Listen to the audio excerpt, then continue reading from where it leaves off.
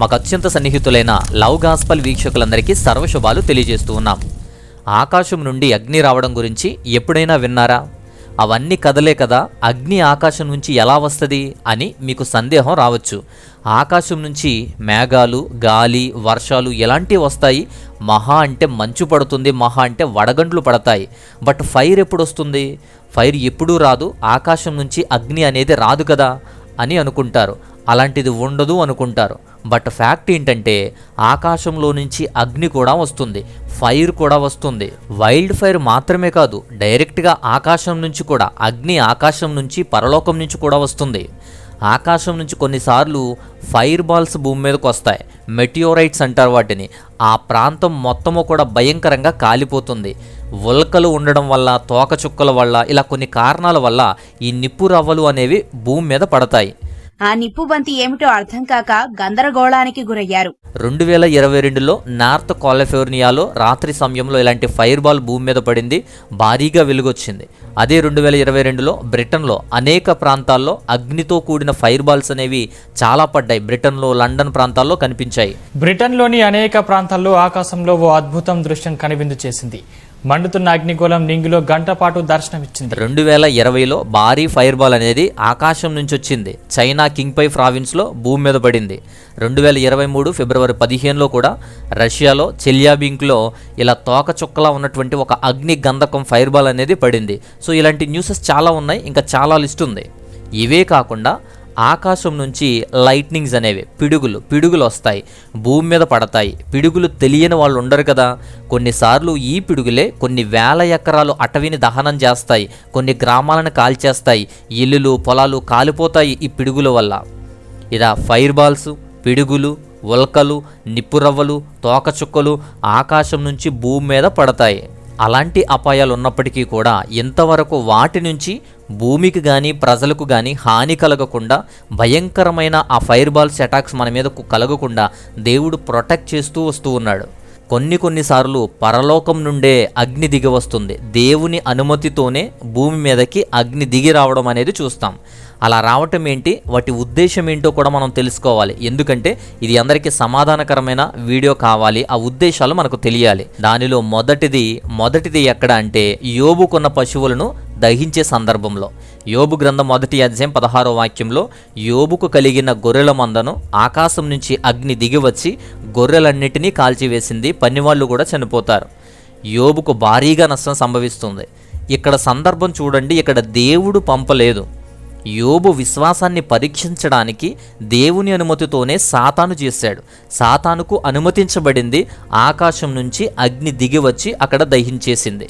ఇక రెండవ సందర్భం సొదొమ గొమొర్రా పట్టణాల మీద దేవుని అగ్ని దిగి వచ్చి అక్కడ కాల్చేసింది. ఇది ఆదికాండంలో లూకాసు వార్తలో ప్రస్తావించబడింది. ఆదికాండం 19వ అధ్యాయం 24వ వాక్యం ప్రకారం ఇక్కడ దేవుడే అగ్నిని కురిపించాడు సొదొమ మీద, గొమొర్రా మీద. అప్పుడు భూమి, ఆ పట్టణాలంతా కూడా గంధకంతో నిండిపోయాయి, ఉప్పు మంటలు రగిలిపోతూ ఉన్నాయి. దేవుడే పంపించాడు. ఎందుకు అంటే పాపం తీరా స్థాయికి వెళ్ళిపోయింది. తీర స్థాయిలో పాపం చేసి ఆ ప్రాంతాలకి బానిసలైపోయారు. అక్కడ మనుషులు లేరు, మానవత్వం అసలే లేదు, కేవలం పాపం మాత్రమే ఉంది.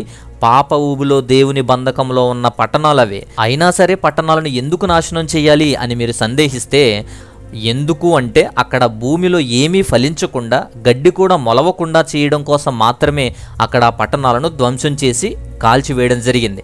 ద్వితీయోపదేశకాండం 29వ అధ్యాయం 23వ వాక్యంలో అక్కడ క్లియర్గా చెప్పబడింది. పాప ఊబిలో వ్యసనంలా మారిపోయిన వాళ్ళు అక్కడే వాయా వరసలు లేని సుఖభోగాలు అనుభవించాలి అని అనేకులు ఇంకా వారితో పాటు తయారవుతున్నారు, అక్కడికి వస్తున్నారు. అందుకే ఆ భూభాగమే లేకుండా చేయాలి, ఆ పట్టణాలు లేకుండా చేయాలి. అందుకే ఆ పట్టణాలను కాల్చేశాడు దేవుడు.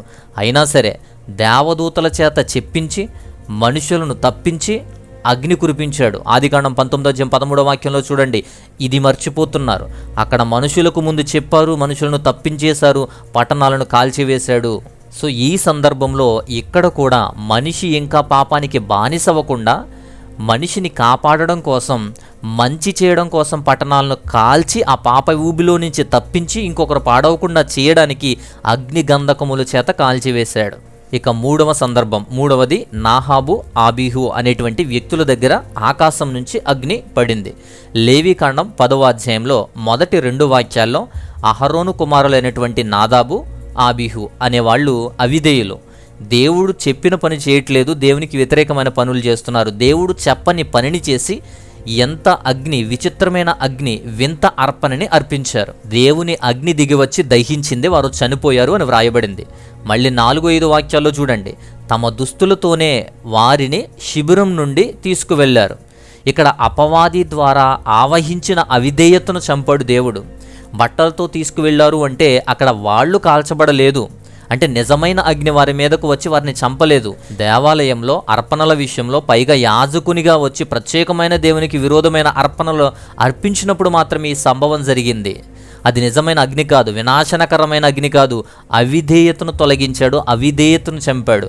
ఇక నాలుగవ సందర్భం, కొరహుతో ఉన్నటువంటి కొంతమంది వ్యక్తుల దగ్గర ఆకాశం నుంచి అగ్ని దిగివచ్చింది. సంఖ్యాకాండం 16వ అధ్యాయం 35వ వాక్యంలో కొరహు అలాగే కొరహుతో ఉన్న కొంతమంది దేవునికి, మోషేకు కూడా వ్యతిరేకంగా మారిపోయారు. విగ్రహాన్ని చేసుకున్నారు, దేవుణ్ణి చేసుకున్నారు, దేవుణ్ణి విడిచిపెట్టేశారు. దేవుణ్ణి, మోషేను సనుగుతూ తిట్టుకుని వ్యతిరేకంగా మారిపోయిన వాళ్ళు వీళ్ళు. దేవుని వద్ద నుంచి అగ్ని బయలుదేరి దూపమర్పించిన 250 మందిని కాల్చివేసింది. ఇక్కడ దేవునికి విరోధంగా చేసుకొని దేవుని నుండి దూరమైపోయి సాతాను చెంత చేరిన వీరిని, సాతాను పక్షంగా ఉన్న వీరికి కలిగింది పరిస్థితి. ఎవరిని మృంగుదునా అని సాతాను ఎదురు చూస్తున్న తరుణంలో విగ్రహాన్ని చేసుకుని సాతాను చెంత చేరిన వీరికి తగిలినటువంటి వాళ్లకు వాళ్ళు చేసుకున్న ఫలితం అదే. అది కూడా దేవుడు చేయడం వల్ల కాదు, సాతాను కలిగజేసినటువంటి కీడు అదే. ఇక 5వ సందర్భం, సాక్రిఫైస్, బలులు అర్పించినప్పుడు లేదా అర్పణలు అర్పించినప్పుడు, సమాధాన బలుడు ఇచ్చినప్పుడు, దేవుని యొక్క ప్రత్యక్షత కనపడినప్పుడు కూడా ఆకాశం నుంచి అగ్ని దిగి వచ్చింది.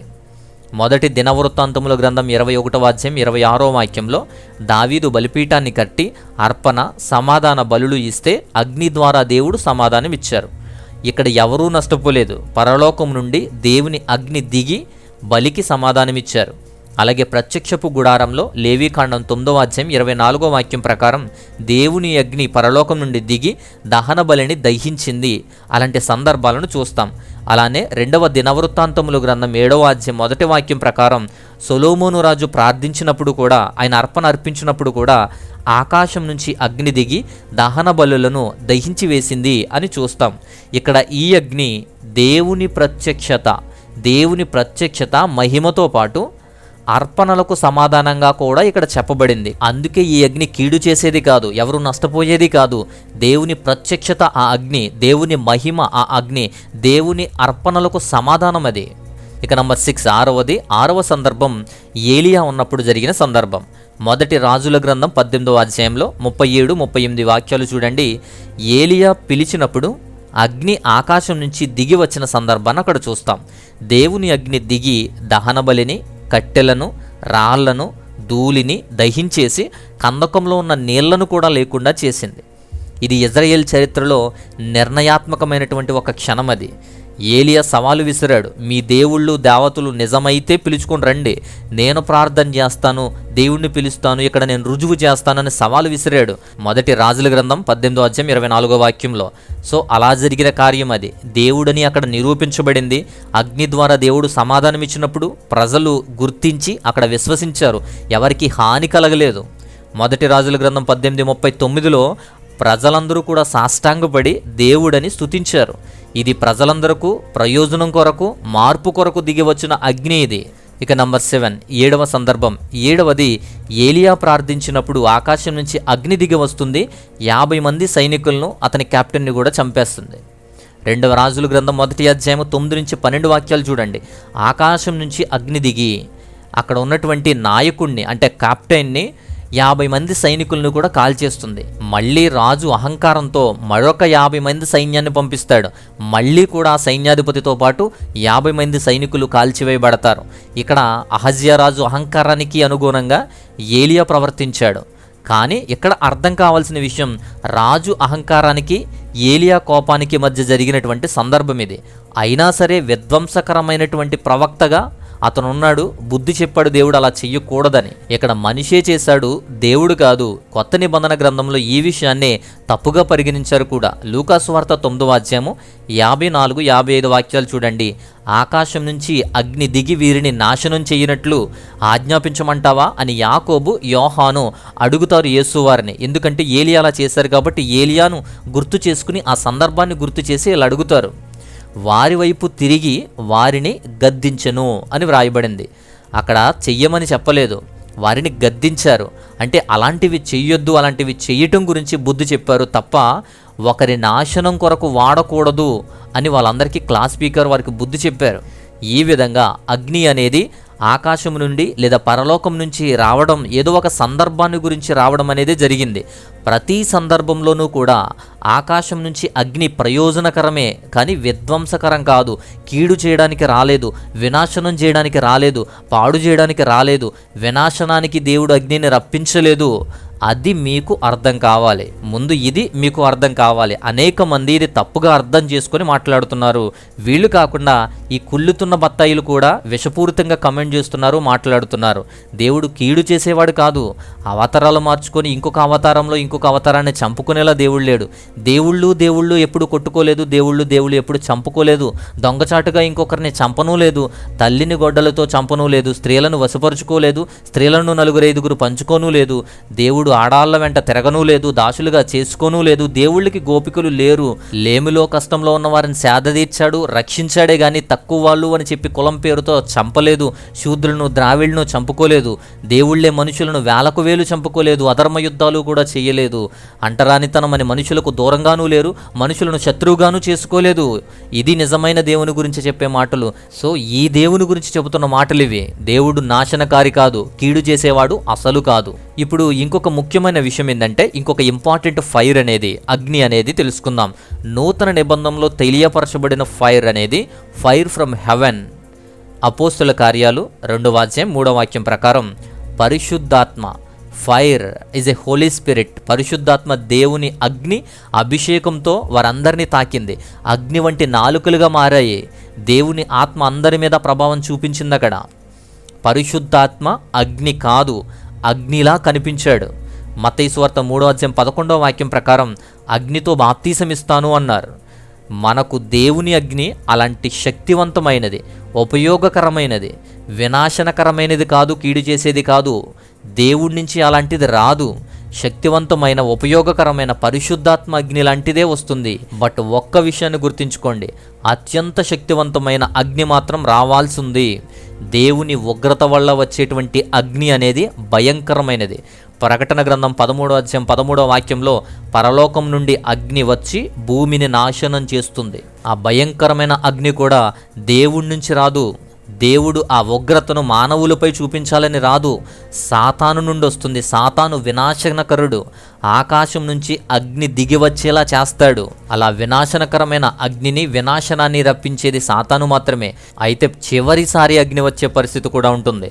చివరిసారి అగ్ని ఎప్పుడు వస్తుందంటే పరలోకం నుండి చివరిసారిగా అగ్ని మళ్ళీ వస్తుంది.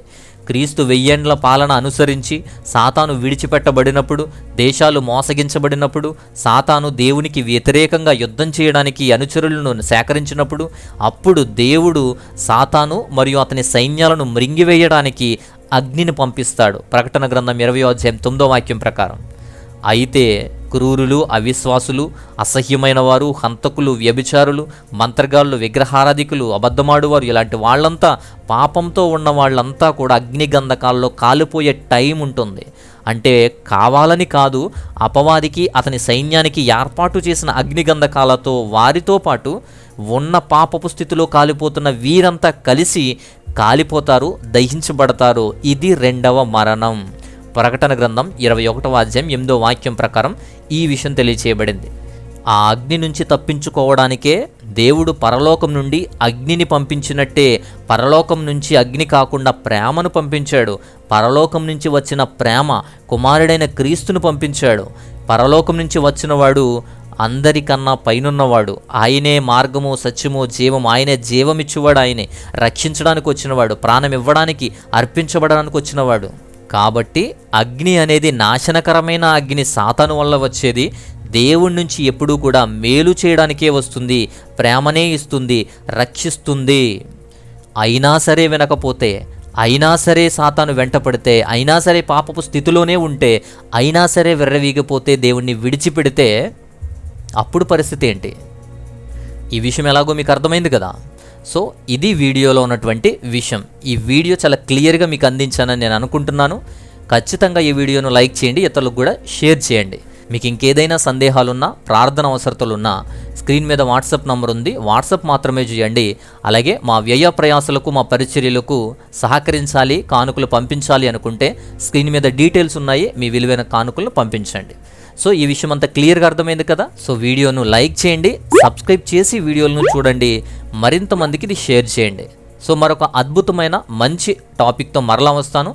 అంతవరకు దేవుని మహా ఉన్నతమైన కాపుదల మీ అందరికీ తోడయ్యుండి బలపరచును గాక. ఆమెన్.